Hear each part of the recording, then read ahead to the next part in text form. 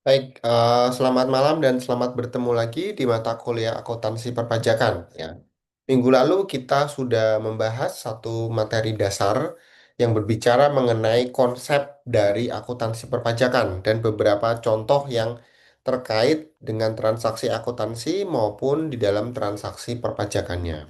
Nah, hari ini kita akan melanjutkan di jadwal pertemuan kedua di mana kita masih berbicara mengenai kerangka hukum dan administrasi perpajakan yang terkait dengan kewajiban dari wajib pajak sendiri maupun dengan transaksi dasar akuntansi.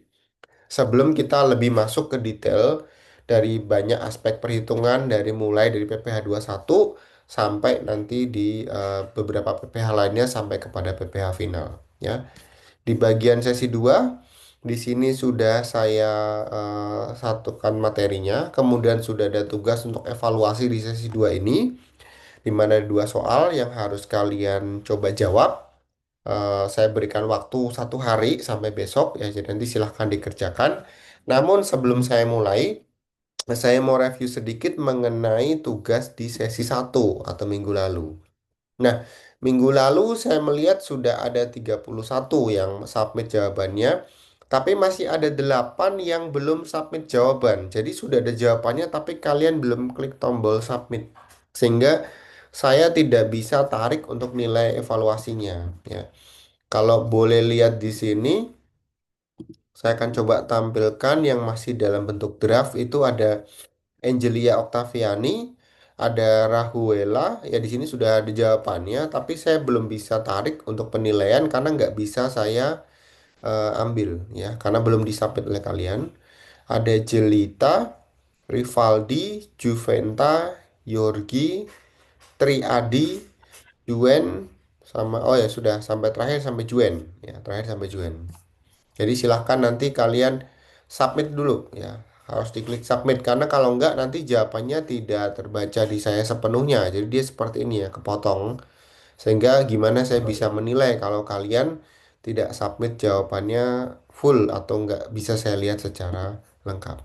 Oke, itu ada yang mau ditanyakan sebelum saya mulai masuk ke materi terkait dengan tugasnya tadi? Ada?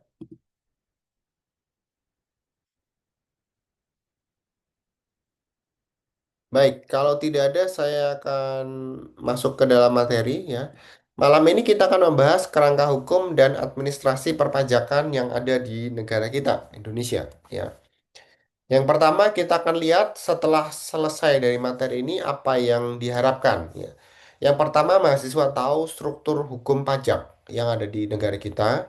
Kemudian paham mengenai sistem administrasi dasar. Ya, saya bilang administrasi dasar karena hanya NPWP, SPT, dan pembayaran. Jadi itu yang paling basic sekali. Yang ketiga, menjelaskan beberapa hak dan kewajiban dari wajib pajak itu sendiri. Dan yang terakhir adalah tahu secara apa namanya ya, aturan sanksi dalam mekanisme self assessment. Ya.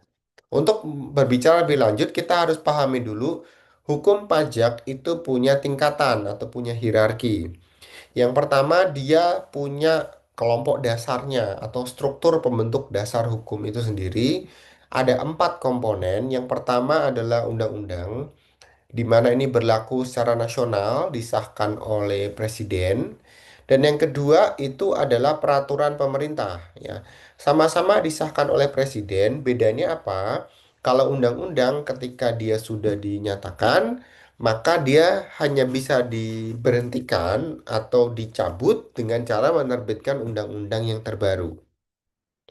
Jadi kalau sudah ada yang terbaru, maka yang lama menjadi tidak berlaku, ya, atau diamandemen atau kalau jika masih ada sebagian yang berlaku. Nah, apa bedanya dengan peraturan pemerintah? Sama-sama dikeluarkan oleh presiden, bedanya peraturan pemerintah itu punya jangka waktu. Misalnya, peraturan ini berlaku selama 7 tahun, 8 tahun, atau 10 tahun ke depan. Gitu. Jadi, sama-sama dikeluarkan, yang satunya sifatnya sustain, tidak ada batasan waktu, sampai dicabut, sampai ada amandemen. Dan yang kedua, peraturan pemerintah itu punya tempo atau punya periode masa hukumnya. Yang ketiga adalah peraturan yang muncul dari komponen elemen negara. di bawah dari kepala negara kita, yaitu di bawah pemerintahan, yaitu di bawah presiden adalah menteri. Salah satunya terkait dengan perpajakan adalah peraturan Menteri Keuangan, dan di bawahnya lagi ada pelaksana dari sistem perpajakan kita, yaitu peraturan dari Dirjen Pajak atau PER. Jadi, empat struktur ini akan membentuk regulasi dasar dari hukum pajak yang ada di Indonesia. Nah, ketika kita berbicara mengenai perpajakan spesial untuk wajib pajak orang pribadi dan badan, ada undang-undang utama yang berasal dari Undang-Undang Pajak Penghasilan, ya karena konsep utama kita paling banyak dominasi itu ada di pajak penghasilan. Kemudian mengenai peraturan tata caranya atau KUP, ya Ketentuan Umum dan Tata Cara Perpajakan. Dan yang terakhir adalah kompilasi dari seluruh KUP dan Undang-Undang PPH itu sendiri. Dengan revisi yang terbaru yaitu di Undang-Undang HPP, Harmonisasi Peraturan Perpajakan. Undang-Undang Nomor 7 Tahun 2021. Nah, dari Undang-Undang HPP yang ada di terakhir ini memperbarui beberapa hal dari ketentuan yang sudah berlaku sebelumnya. Yang pertama adalah tarif PPH. Ada yang berubah seluruhnya, ada yang berubah sebagian. Artinya di situ sudah ada perubahan sanksi, perubahan tarif, dan perubahan mekanisme yang terbaru.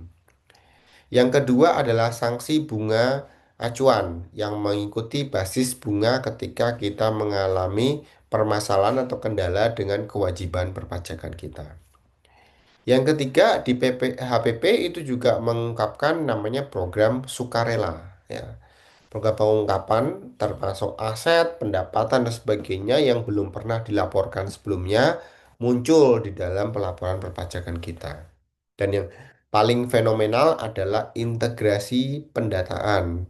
Yang tadinya kita punya satu identitas, yaitu nomor pokok wajib pajak, sekarang perlahan namun pasti itu akan dihapus dan diintegrasikan dengan satu identitas tunggal yang dimiliki di negara kita, yaitu KTP dengan nomor induk kependudukannya. Jadi, secara sah nanti mulai tahun ini integrasi NIK sebagai NPWP itu sudah berlaku. Itu ya, itu hierarki dasar dari hukum perpajakan kita. Ya. Yang kedua, kita mau ngomongin sistem pelaporan yang kita miliki. Saat ini yang sedang berjalan dan masih berjalan yaitu sistem self-assessment. Ya. Sistem assessment itu apa sih? Artinya kita ya diberikan tanggung jawab ya dan kewenangan untuk menghitung kewajiban pajak kita sendiri. Setelah kita hitung, kita tahu ada berapa, kita bayar sendiri dan juga kita melaporkan sendiri. Ini karakteristik dasar yang menjadi pertimbangan utama kenapa self assessment itu ada dan masih dipakai sampai hari ini. Self-assessment system sendiri sudah diterapkan pertama kali semenjak Undang-Undang Pajak pertama tahun 1983. Nah, oleh karena itu, dengan adanya kebebasan kepada wajib pajak untuk menghitung sendiri, kemudian melaporkan dan membayarkan sendiri, maka peran dari Fiskus atau Direktorat Jenderal Pajak itu cuma tinggal tiga, yaitu mengawasi pelaporannya, mengawasi perhitungannya, kemudian memeriksa kalau ada kesalahan atau memeriksa kalau ada kelalaian, dan juga melakukan konsep penegakan hukum kepada wajib pajak yang bersangkutan. Jadi mereka sudah tidak lagi menghitung ya. Peran dari Fiskus Pajak atau DJP tidak lagi menghitung tapi hanya mengawasi, memeriksa dan memberikan penegakan hukum. Ya. Jadi diwakili oleh Direktorat Jenderal Pajak kita atau Dirjen Pajak kita yang terbaru, Bapak Bimo. Kemudian dari sistem yang ada, self-assessment, ini membuat satu konsekuensi baru. Ya, di mana Undang-Undang HPP itu membuat bahwa sistem akuntansi perpajakan kita, yaitu penyajian data transaksi akuntansi yang bersinergi dengan pencatatan perpajakan itu harus akurat.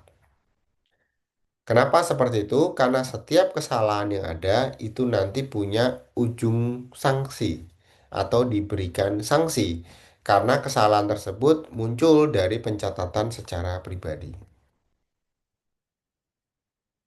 Seperti apa sih kebutuhan sanksi yang terjadi? Ya, kalau misalkan wajib pajak orang pribadi maupun badan melakukan kesalahan dalam proses pencatatan, pelaporan, bahkan pengungkapan seluruh transaksi yang terkait dengan administrasi perpajakan. Ya. Sanksi yang pertama nanti ada terkait dengan eh, penyederhanaan. Jadi secara administrasi nanti sudah dijadikan satu. NPWP dan nomor induk kependudukan. Ini yang tadinya sebagai identitas perpajakan NPWP sekarang sudah menjadi identitas yang terintegrasi. Sama ya, pakai KTP juga bisa. Artinya apa? Kalau kalian punya KTP itu sebetulnya atau otomatis sudah terdaftar sebagai wajib pajak. Ya, kenapa? Karena punya KTP artinya kalian sudah masuk ke dalam usia kerja aktif. Dan itu otomatis menjadi seorang wajib pajak. Kemudian kita juga akan ketemu dengan form pelaporan yang harus kita kerjakan, baik dalam bentuk SPT masa maupun SPT tahunan. Apa bedanya? SPT masa berarti akan kita laporkan per periode bulan, ya. Misalkan masa PPh satu untuk bulan Januari, Februari, Maret, dan seterusnya. PPh masa untuk 23 dan PPN itu yang paling banyak ya kita pakai itu untuk SPT masa. Tapi kalau SPT tahunan berarti kita hanya lapor 1 tahun 1 kali, yaitu untuk wajib pajak orang pribadi dan wajib pajak badan.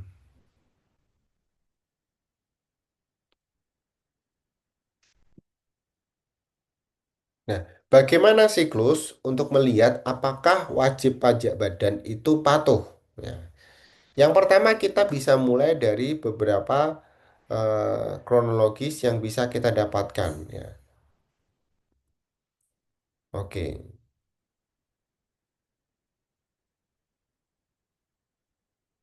Yang pertama adalah ketika sebuah transaksi terjadi, itu nanti akan dibukukan secara mekanisme akuntansi perusahaan. Ya, kita bicara mengenai pajak badan ya, pajak badan. Jadi, mulai dari terjadi transaksi, kemudian transaksi tersebut dicatat dalam sistem akuntansi mereka. Setelah dicatat dalam sistem transaksi akuntansi, maka nanti akan dihitung berapa pajak terhutangnya, baik yang muncul karena transaksi maupun menjadi kewajiban dari si badan itu sendiri. Ya. Setelah muncul, kita lihat apakah ada mekanisme untuk melakukan penyetoran pajak. Ya. Kalau ada, kalian lihat dulu apakah itu harus dilaporkan dalam SPT masa setiap bulan atau enggak. Ketika menggunakan SPT tahunan, berarti kita harus melakukan rekonsiliasi dulu di akhir tahun dengan cara melakukan penjumlahan dari bulan Januari sampai Desember dan kemudian kita lapor SPT tahunan PPh Badan. Jadi setiap siklus ini punya mekanisme yang pasti kita bisa temukan di dalam perusahaan. Mulai dari transaksi, ini yang pertama ya, sampai yang terakhir ada 7 di sini berarti di bagian lapor SPT tahunan. Itu secara keseluruhan siklus kepatuhan dari wajib pajak badan. Berikutnya kita akan ngomongin sanksi. Ya. Sanksi. Sanksi yang dimiliki oleh wajib pajak apa? Yang pertama ada sanksi administrasi. Ya. Sanksi administrasi itu berlaku ketika kita pertama terlambat untuk melakukan pembayaran maupun pelaporan. Dan yang kedua, setelah yang terlambat, kita juga akan dikenakan denda ketika kita tidak melaporkan. Ya, jadi ada dua ya, terlambat udah kena, denda juga kena. Kalau terlambat bedanya apa? Terlambat dia menggunakan acuan bunga dan bunga itu hitungannya adalah per bulan. Misalnya kalian terlambat 2 bulan ya berarti kali 2 bulan. 3 bulan kali 3 bulan. Tapi kalau tidak lapor itu hanya 100.000 per laporan. Ya. Ditambah kalau ada kenaikan atau ada perubahan tarif yang terbaru. Jadi saat ini ada tiga komponen ya yang perlu kita perhatikan ketika kita bersinggungan dengan sanksi administrasi khususnya bunga. Yang pertama, tarif bunganya itu ditetapkan setiap bulan ya. Tadi saya udah ngomong. Yang kedua, cara menghitungnya dikalikan dengan jumlah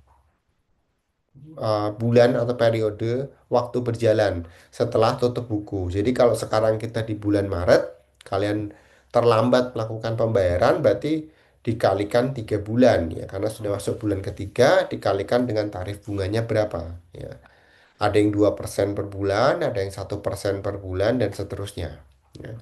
Kemudian jenis pelanggarannya ada dua, apakah cuman murni terlambat bayar aja atau memang sebelumnya tidak lapor.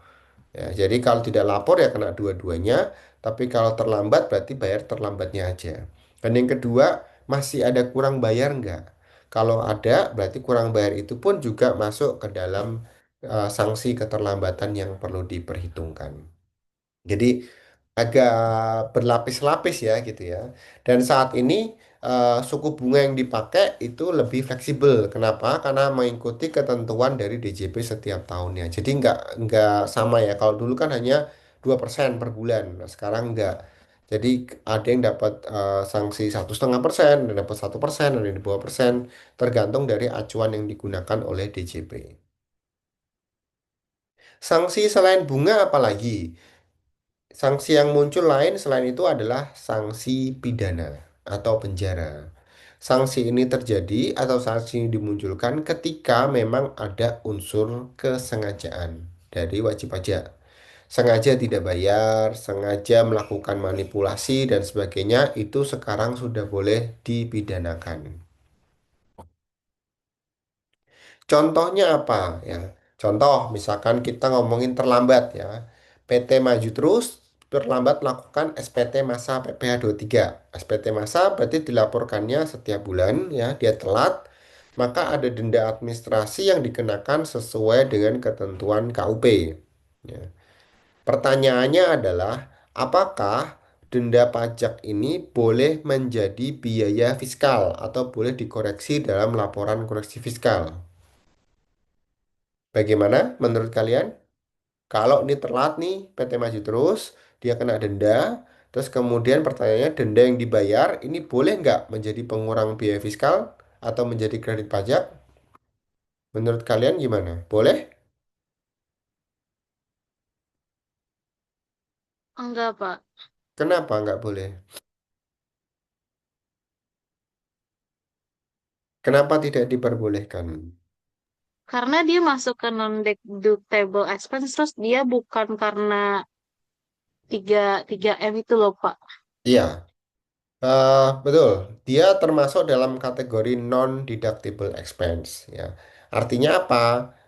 Jenis pembayaran seperti ini tidak bisa dikoreksi. Selain tidak terkait dengan aktivitas operasional yang tadi disebutkan 3M kan yang memungut, memotong dan sebagainya itu tidak terkait dengan biaya operasional. Yang kedua, ini timbul dari sanksi administrasi perpajakan.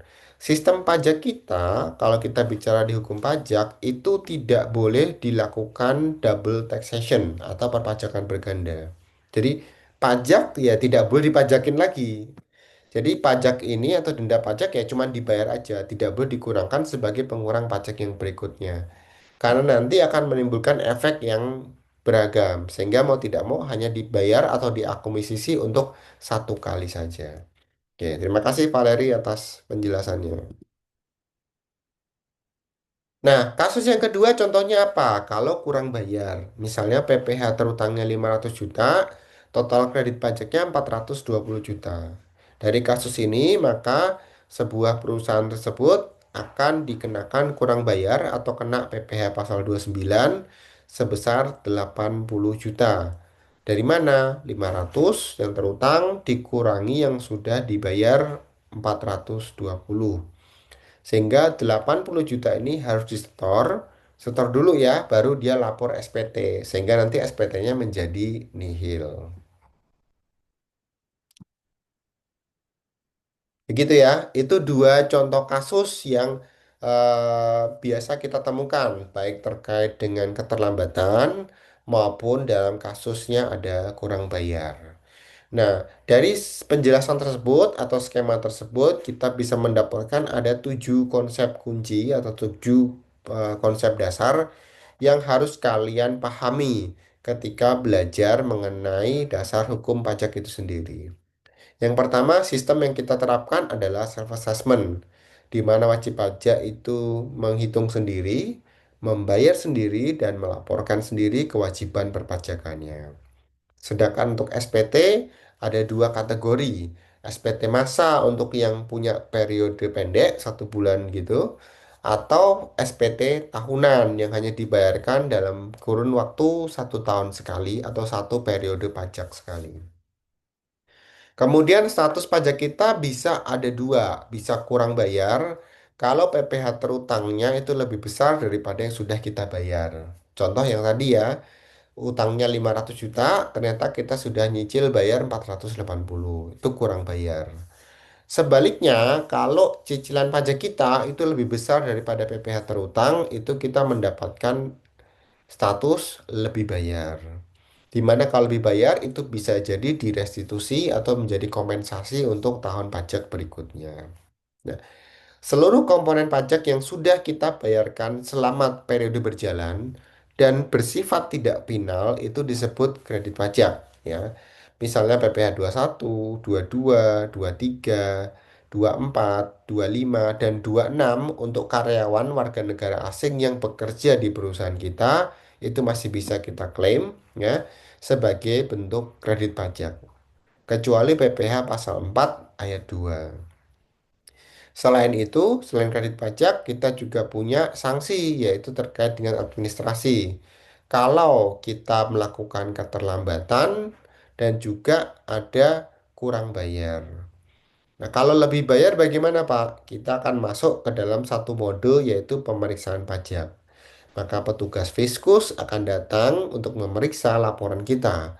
Apakah betul kita lebih bayar atau justru pembayaran kita ada salah perhitungan sehingga menghasilkan nilai yang lebih besar daripada pajak yang terutangnya. Itu adalah 7 konsep kunci yang perlu kalian pahami atau yang perlu kalian remember lagi atau ingat lagi terkait dengan elemen dasar di dalam sistem perpajakan kita. Sampai di sini ada yang mau ditanyakan terkait dengan materi? Ada? Ada dari mahasiswa?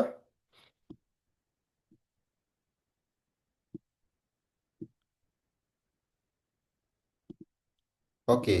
Kalau tidak ada, saya akan lanjutkan dengan diskusi kelas ya.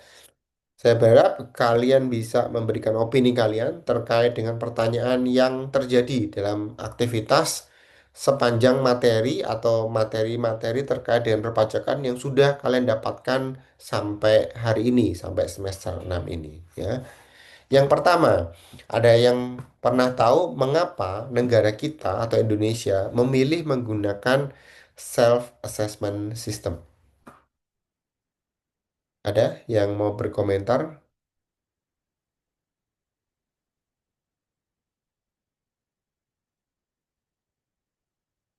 Ada yang tahu?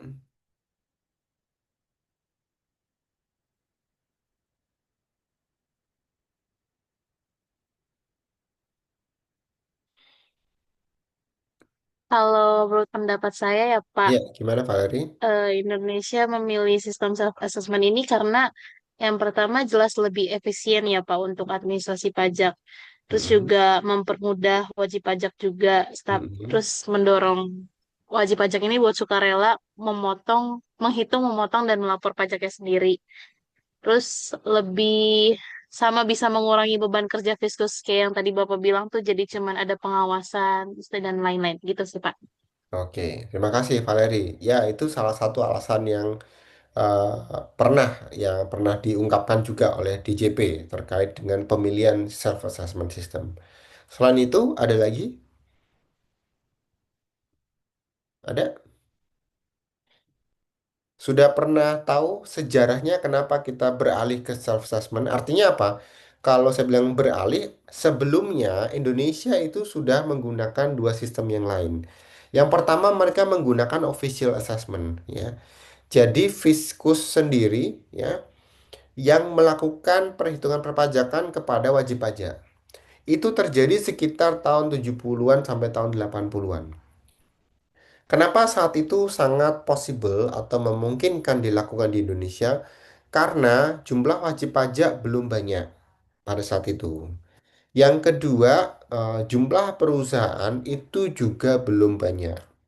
Sehingga Fiskus atau DJP masih punya cukup sumber daya ya untuk melakukan perhitungan satu persatu ya, kepada setiap unit usaha baik badan maupun individu ya wajib pajak orang pribadi maupun badan.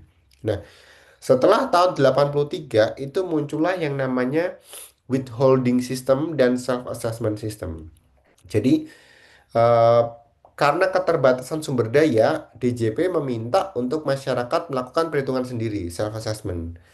Tapi bagi yang nggak bisa, misalkan badan itu diminta menggunakan withholding system, jadi menggunakan jasa pihak ketiga. Disitulah muncul yang namanya profesi konsultan pajak. Dan paling banyak dibantu biasanya adalah wajib pajak badan, karena mekanisme, transaksi, dan kewajiban perpajakan yang terjadi jauh lebih banyak dibandingkan wajib pajak orang pribadi. Nah, kenapa self-assessment ini dipilih?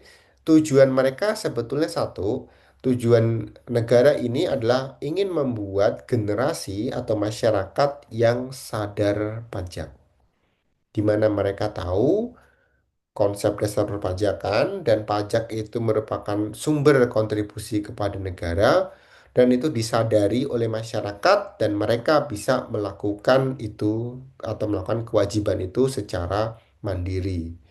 Itulah kenapa sistem self assessment dipakai. Dan saat ini semangat generasi Indonesia sadar pajak atau generasi emas sadar pajak itu masih ada. Di mana targetnya sama yaitu tahun 2045 ketika 100 tahun Indonesia merdeka. Permasalahannya apakah siap atau enggak, kita nggak pernah tahu ya. Tetapi semua mengarah ke sana, di mana nanti akan ada kesadaran individu dan mereka menjadi tahu bahwa mereka juga adalah patriot bangsa dengan cara melalui penyetoran pembayaran pajaknya. Itulah mengapa alasan dasar kenapa self assessment itu dipakai. Selain karena jumlah kapasitas dari fiskus pajak yang nggak sebanding dengan pertumbuhan jumlah wajib pajak yang ada saat ini. Yang kedua, apa risiko terbesar ketika sebuah negara itu menggunakan sistem self assessment ini? Ya, bagaimana perspektif dari kalian? Risikonya apa kalau kita pakai self assessment system? Saya, Pak, Ya, boleh silakan Andrew. menurut saya resiko yang bisa terjadi dari self assessment ini tuh bera- yaitu dari rendahnya kepatuhan pajak akibat ketidakjujuran atau kesalahan wajib pajaknya. Karena wajib Betul. pajak itu kan diberi kewenangan untuk menghitung, membayar, dan melaporkan sendiri pajaknya mereka. Nah, jadi sistem ini tuh terlalu bergantung sama integritas, pemahaman, dan kesadaran pajak pada masyarakatnya gitu loh. Jadi mereka bisa aja nih, kalau mau mengurangi jumlah pajak terutang atau melakukan tax evasion bisa juga. Kalau mereka belum terlalu ngerti, mereka bisa terjadi kesalahan perhitungan gitu. Ya, setuju Andrew. Jadi rawan akan kesalahan ya atau bisa juga rawan akan manipulasi. Karena apa? Karena satu, kemampuan sosialisasi dari DJP juga terbatas. Sehingga masyarakat ada yang paham atau nggak paham. Bahkan sekarang aja yang baru Cortex banyak sekali kan iklannya. Jangan sampai salah ngisi yang seperti ini, seperti itu, dan seterusnya. Ya, intinya kemungkinan kesalahan itu ada. Dan kemungkinan manipulasi itu ada. Tetapi di situ dijadikan sebuah celah oleh DJP di mana kalau mereka bisa memanipulasi, artinya masyarakat itu pinter. Masyarakat itu tahu celah perpajakan, artinya mereka juga sudah mulai sadar akan sistem perpajakan. Jadi, menggunakan kesalahan yang mungkin terjadi sebagai salah satu batu loncatan untuk melihat bahwa oh masyarakat sudah sadar masyarakat sudah paham, masyarakat sudah mengerti, itu ya lihat kalau dia tahu salahnya di mana, dia tahu bisa memanipulasi, berarti di situ masyarakat sebetulnya sudah punya knowledge, sudah punya pengetahuan, ya. Karena nggak mungkin dong masyarakat yang nggak tahu ilmunya tiba-tiba bisa memanipulasi, kan gitu. Atau bisa tahu dia punya kesalahan atau sengaja melakukan kesalahan apa gitu ya. Itu menjadi risiko tapi juga menjadi satu celah untuk melakukan perbaikan bahkan menuju eh, apa ya target tadi ya Indonesia sadar pajak 2045. Berikutnya, kalau kalian menjadi seorang manajer pajak ya, gimana cara kalian meminimalkan risiko dari sanksi yang muncul, baik administrasi maupun sanksi pidana tadi? Boleh? Siapa yang mau berkomentar? Pak, izin menjawab, Pak. Boleh, silakan Jody. Mungkin lebih patuh sama waktu untuk laporan pajak sih, Pak. Contohnya misalkan ketika kita melaporkan PPH, kan PPH ada PPH bulanan atas PPH 21 dan PPH 23 ya, Pak, untuk jasa. Mm, Nah, itu kita nggak boleh lewat dari tanggal 20 untuk masa pembayaran gitu, Pak. Jadi mm, mungkin lebih patuh sama tanggal pembayaran gitu sih, Pak. Jadi meminimalisir untuk membayar denda. Kan nggak mungkin juga DJP itu langsung ngasih denda di hari itu juga ketika telat, Pak. Jadi ya, mungkin akan kena denda ketika di tahun-tahun berikutnya gitu, Pak. oke. Bagus sekali Jody. Berarti cara salah satunya ada supaya nggak terlambat ya bayar tepat waktu gitu ya. Memang secara mekanisme DJP tidak melakukan denda saat itu juga. Mereka pakai sistem surat peringatan dulu. Jadi ada SP1 dipanggil untuk klarifikasi. Jadi kalau datang surat itu jangan dicuekin ya. Karena ketika kalian cuekin surat yang pertama akan datang surat yang kedua. Sampai datang surat yang ketiga itu kalian sudah parah tuh. Kalau udah tiga itu biasanya sudah pasti kena sanksi. Satu dan dua itu masih mengingatkan dan meminta klarifikasi gitu. Oke, terima kasih Jody. Itu salah satu cara untuk meminimalkan risiko keterlambatan. Cara lain apa selain yang terlambat? Ada cara lain?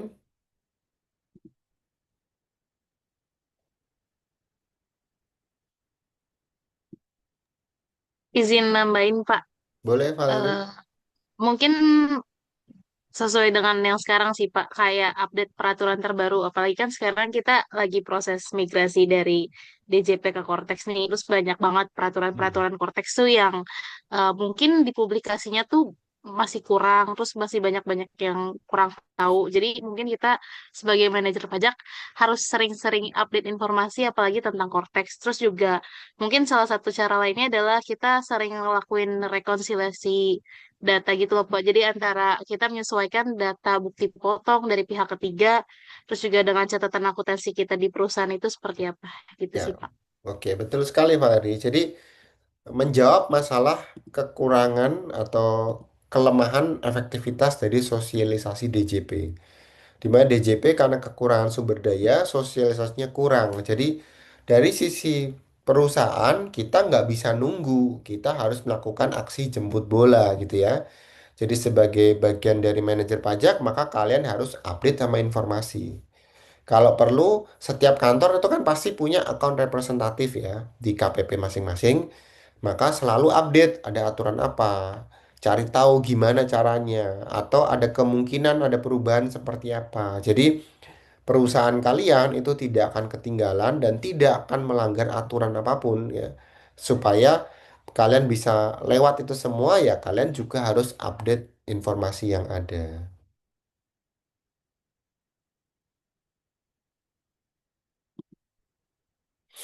Berikutnya, apakah sanksi administrasi yang saya jelaskan tadi ya terkait dengan keterlambatan, kemudian telat bayar dan tidak bayar itu sudah cukup efektif untuk meningkatkan kepatuhan yang saat ini? Bagaimana menurut pengamatan kalian? Kalau menurut saya, Pak, Gimana, Vin? kalau menurut saya sih cukup efektif, Pak. Mm-mm. Karena kan apalagi kasus keterlambatannya kayak apa telat setor atau telat lapor, terus jadi nanti wajib pajaknya itu bakalan lebih disiplin supaya nggak ada apa nanggung beban tambahan gitu karena ada sanksi. Jadi kan Ya. Hmm. semakin kalau makin mahal biaya kepatuhannya apa biaya ketidakpatuhannya, jadi wajib pajaknya itu merasa terdorong untuk patuh gitu Kak. Oke, jadi sanksi administrasi yang ada sekarang menurut Gavin tadi sudah cukup efektif karena terbukti memang sudah mulai banyak yang patuh.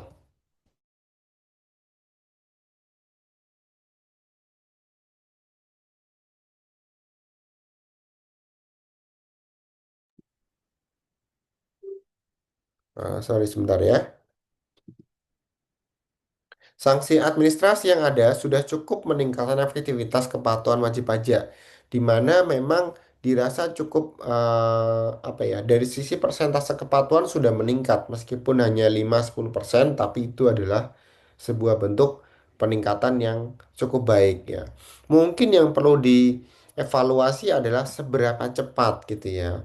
Apakah dengan meningkatkan sanksi terbukti akan menjadi semakin cepat? Jadi ibaratnya gini. Kalau dendanya makin naik, apakah justru malah makin patuh atau justru malah orang jadi tambah nggak patuh ya? Itu kita belum ada evaluasinya.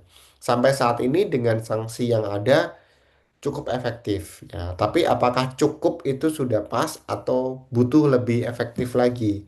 Mengingat jumlah kepatuhan kita itu belum nyampe ya. Masih belum nyampe 80% itu belum ada. Mungkin baru sekitar 70-an persen. Jadi seluruh masyarakat tuh baru sekitar 70-an persen yang sudah tertib lapor tepat waktu. Atau bisa juga pakai sistem DJP yang dulu ya, Dirjen yang dulu memberikan penghargaan kepada wajib pajak yang bisa melaporkan lebih dini atau yang lapor tepat waktu atau yang lapor sebelum jatuh tempo dan sebagainya. Itu pernah ada.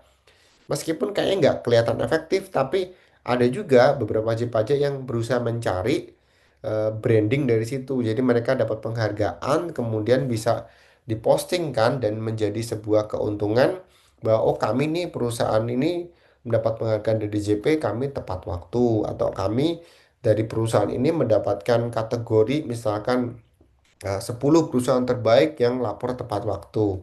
Itu menjadi kredibilitas positif untuk perusahaan.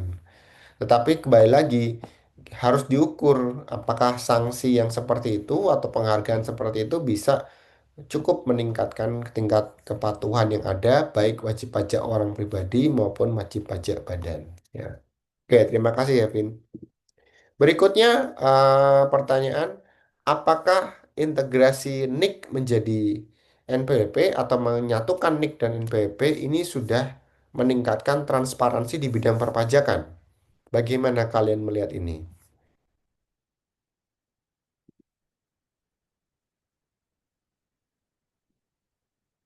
Adakah yang sudah terdampak dari integrasi ini?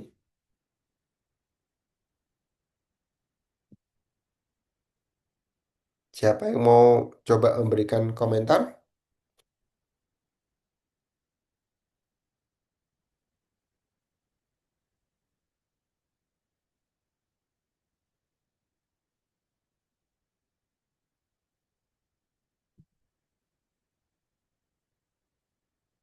Oke, saya tunjuk aja deh. Laura, menurutmu gimana Laura? Apakah integrasi NIK dan NPWP ini meningkatkan transparansi di bidang perpajakan?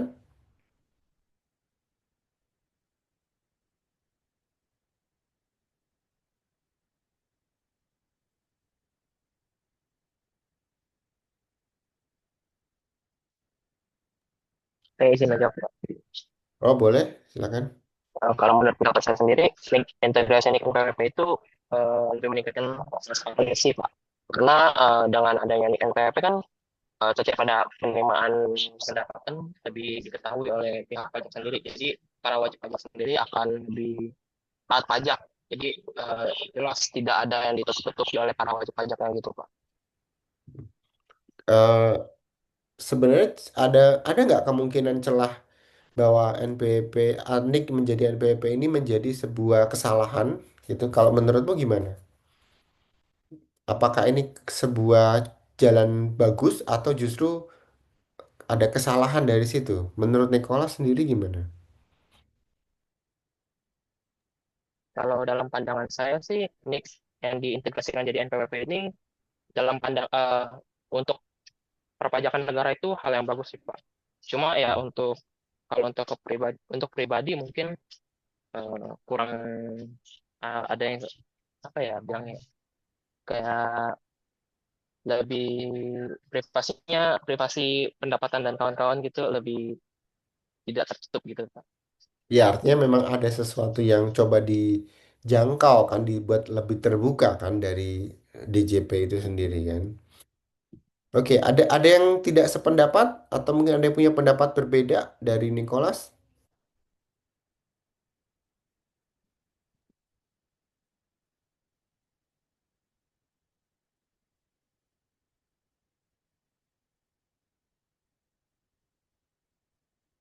Menurut Rivaldi bagaimana?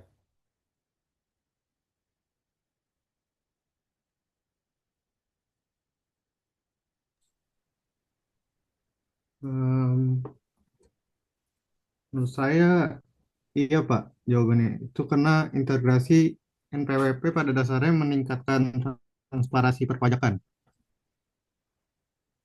Sama seperti Nicholas Iya, tadi. iya Pak. Oke, jadi dengan adanya integrasi, berarti kita tidak punya identitas yang banyak. Contoh misalkan tadinya identitas pajak NPWP, berarti KTP nggak bisa dipakai. Waktu itu nggak bisa. Tapi sekarang cukup dengan KTP semua sudah satu data. Artinya satu data itu bisa ditarik bermacam-macam. Ya. Dari sini memang meningkatkan transparansi, makin terbuka, makin transparan. Ya. Bukan berarti seperti yang Nicholas tadi bilang, jadi pendapatan kita kelihatan semua, Pak. Iya, itu salah satu efek pasti. Karena ingin meningkatkan kepatuhan kan, berarti harus lebih transparan. Cuma memang harus diimbangi dengan keamanan dari penyediaan data kita. Mengingat NIK ini data yang cukup kredensial, maka kalau sampai data ini bocor, data ini integrasi atau tercopy oleh pihak-pihak yang tidak benar atau ada oknum-oknum tertentu, tentunya transparansi ini bisa menjadi celah yang berbahaya. Sehingga mau tidak mau, meskipun ini bagus, tetap keamanan data, sekuritas dari data itu juga harus dijaga oleh pihak DJP itu sendiri. Itu ya. Oke. Baik, terima kasih atas partisipasinya selama menjawab diskusi dan pertanyaan dari kelas ya. Berikutnya nanti di sisa waktu yang ada sampai besok, silakan mahasiswa boleh mencoba mengulang materi yang ada, melakukan evaluasi. Di sini ada dua pertanyaan ya, yang nanti mahasiswa harus kerjakan dengan cara menjawab di dalam portal divisi kalian. Yang pertama, kalau ada sebuah perusahaan, dia sudah memotong PPh satu ya, sudah potong nih. Tapi belum disetor, dia sudah ngambil tapi belum dibayarkan dan sudah membuat atau menyusun laporan keuangan. Pertanyaannya sebenarnya sederhana. Apakah perusahaan tersebut termasuk kategori yang sudah patuh atau bukan? Jelaskan berdasarkan dari siklus kepatuhan yang tadi sudah saya ungkapkan. Di materi juga sudah bisa dilihat. Jadi ada satu siklus PPh badan kan. Kalian lihat, kalau perusahaan sudah potong PPh satu, tapi dia belum lapor, belum setor dan sudah nyusun laporan keuangan, itu termasuk yang patuh atau tidak? Silahkan jelaskan jawaban kalian di situ ya. Soal yang kedua, masih dari siklus tadi, mulai dari transaksi sampai laporan SPT tahunan, kan satu siklus yang panjang ya. Nah, di setiap siklus itu, tolong kalian lihat kemungkinan risiko kesalahan apa yang muncul di setiap tahapannya. Ya, kemungkinan risiko kesalahan apa yang bisa muncul di setiap tahapannya. Dan ketika risiko itu terjadi, ketika risiko itu ternyata dilakukan, ya, dampaknya apa? Dampaknya apa? Misalkan contoh transaksi, ada risiko nih contoh misalkan lupa dicatat atau tidak tercatat atau tidak dibuatkan invoice gitu. Berarti kan ada satu risiko.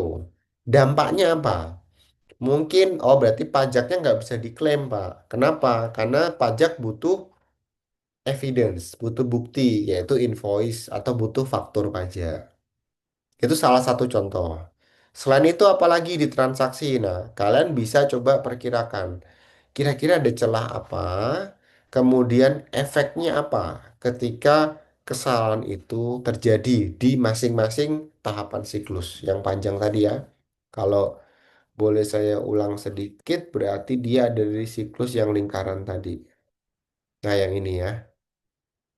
Mulai dari transaksi terjadi sampai lapor SPT tahunan. Ini ada 3, 4, 5, 6, 7. Ada 7 siklus, ada 7 tahapan dalam satu siklus. Nah, setiap tahapan itu pasti ada celahnya. Misalnya contoh celahnya apa, efeknya apa. Itu untuk pertanyaan yang kedua. Kira-kira itu sudah cukup jelas untuk pertanyaannya? Nanti dikerjakan di UVC.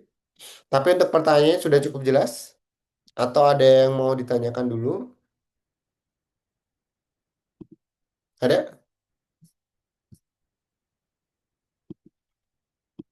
Baik, kalau tidak ada, nanti silahkan kalian masuk ke dalam tugas sesi 2 atau ya tugas sesi 2 di sini, baru kalian jawab pertanyaannya di sini ya, supaya nanti bisa langsung di evaluasi dan jangan lupa klik tombol submitnya supaya bisa terrecord karena kalau enggak nanti hanya jadi draft aja, artinya kalian sudah mengisi tapi kalian belum submit ke saya gitu. Itu materi yang perlu saya sampaikan untuk hari ini. Apakah ada yang mau ditanyakan dari mahasiswa terkait dengan materi yang saat ini? Sebelum nanti saya panggil untuk presensi, ada?